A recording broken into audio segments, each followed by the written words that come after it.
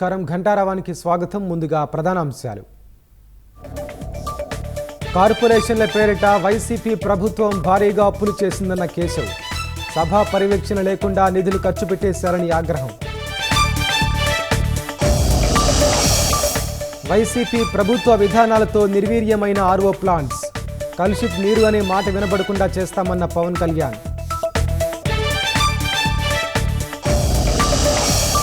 హోంమంత్రి అనితకు ఎమ్మెల్యే కోటమిరెడ్డి శ్రీధర్ రెడ్డి లేఖ. సీఎం చంద్రబాబు అక్రమ అరెస్టు మహాకూటమిపై సమగ్ర విచారణకు డిమాండ్.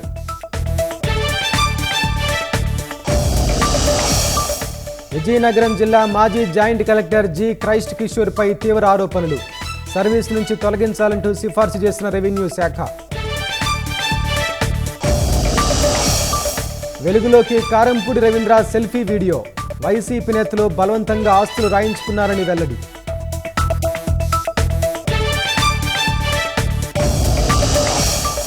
మహారాష్ట్రలో 18.14, జార్ఖండ్లో 31.37% పోలింగ్.